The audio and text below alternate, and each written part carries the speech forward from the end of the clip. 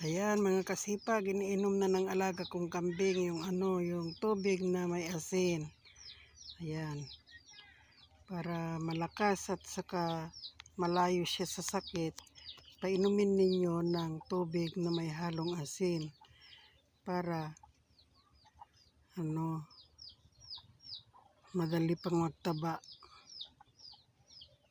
Ayan. O ayan, naubos niya na yung tubig. Nauhaw siya. Ayan, laki ng tiyan ng alaga ko.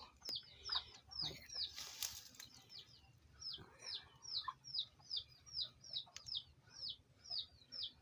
Kaya mag-alaga din kayo ng ng kambing o baka, huwag ninyong kalimutan pag magpainom kayo, haluan ninyo ng